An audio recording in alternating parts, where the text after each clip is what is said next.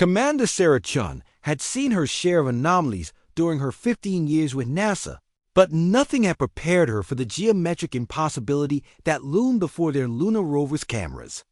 The structure, if it could be called that, defied every law of physics she memorized during her doctorate at MIT. "Houston, are you seeing this?" Chun's voice crackled through the comm system, though she knew the answer. Mission Control had gone silent 3 minutes ago when the first images transmitted back to Earth. The alien vessel, buried partially in the regolith of Mare Imbrium, wasn't just large, it was architecturally insane. Surfaces that should have been parallel intersected at angles that hurt to contemplate. Corridors seemed to loop back on themselves while simultaneously extending into infinity. The hull appeared to be constructed from a material that absorbed light while somehow remaining visible, creating shadows that fell upward toward Luna's black sky. Dr. James Okafor, the mission's xenorchaeologist, emerged from the landing module with instruments that suddenly seemed pathetically primitive. His spectrometer readings fluctuated wildly, displaying numbers that violated conservation of energy. His electromagnetic sensors reported negative mass concentrations. "The mathematics don't work," Okafor muttered, checking his equipment for the 4th time.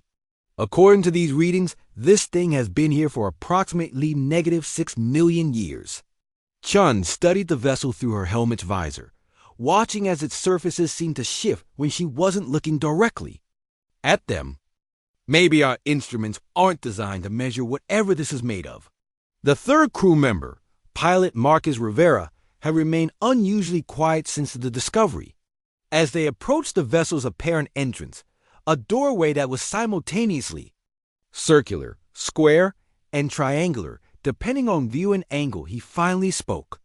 "There's something you need to understand about humans," Rivera said, his voice steady despite the impossibility before them. "We're really good at dealing with things." "That don't make sense," Chun raised an eyebrow. "Marcus, this violates causality itself. Look at those support struts. They're holding up sections of the ship that exist in negative space." "So?" Rivera shrugged, adjusting his tool belt. "Humans have been dealing with impossible things since we first looked at the stars and decided we belonged up there. Every other species probably takes one look at something like this and runs screaming about universal constants and logical frameworks." As if summoned by his words, their long-range sensors detected an approaching vessel. The ship that materialized in Luna's orbit was elegant, crystalline, and completely conventional. It followed predictable flight patterns and obeyed every law of orbital mechanics. The transmission that followed came in perfect mathematical sequences: prime numbers, followed by basic physics constants, then a message in binary that translated simply, "Warning, impossible zone, retreat immediately." Chun activated her comm system. "Unidentified vessel.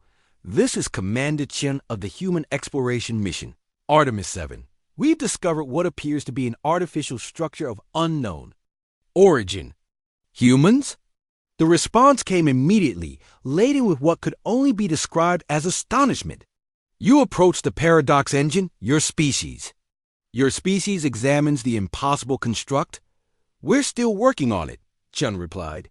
"Our readings are inconsistent, but we're adapting our instruments." A long pause. "Impossible. The paradox engine has guarded this system for eons. No rational species can comprehend its nature. We, the Kefmer, have studied it from safe distances for millennia. It exists in violation of reality itself." Dr. Okafor had meanwhile approached the vessel's entrance. The doorway seemed to recognize his presence, shifting to several geometric configurations before settling on something approximately human-sized. "Commander," he called out, "I'm getting readings that suggest the interior follows non-Euclidean geometry, but there's something else, that almost like a puzzle." Rivera nodded knowingly. "See, that's what makes us different. Other species see impossibility and think error or danger. Humans see impossibility and think challenge." The Kefmer vessel transmitted again. "Human Chun, your species approaches madness itself." The engine's interior space exceeds its exterior dimensions by factors that cannot be calculated. Objects within exist in multiple temporal states simultaneously. To enter is to risk complete dissolution of rational thought. Chun looked at her team. Okafor was already running tests on atmospheric composition near the entrance. Rivera was checking their emergency beacon systems. Both men showed signs of excitement rather than fear. Kefmer vessel, Chun responded. With respect, humans have been dealing with things that don't make logical sense since before we had spaceflight. We built civilizations in earthquake zones, invented mathematics to describe infinity, and convinced ourselves we could reach other stars using controlled explosions. Paradox isn't a bug in our thinking, it's a feature. Inside the engine, they discovered chambers where cause preceded effect, corridors that existed in 7 dimensions folded through 3, and a central core that hummed with impossible harmonics. While their instruments screamed contradictory data, the human crew adapted with characteristic stubbornness. Okafor began mapping the vessel using psychological principles instead of geometric ones. Rivera navigated by intuition rather than coordinates. Chun documented everything, creating new notational systems when conventional language failed. 6 hours later, they emerged with complete blueprints. The Kefmer delegation that met them back on Luna's surface stared in disbelief at the detailed schematics. You map the infinite? Chun smiled behind her helmet's visor. Humans don't really believe in infinite. We just think of it as really, really big. And we've always been good at figuring out really big problems. As their ships departed Luna, the Kefmer transmitted one final message. The galaxy will hear of this.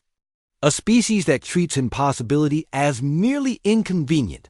Perhaps the universe isn't as orderly as we believe. Behind them, the paradox.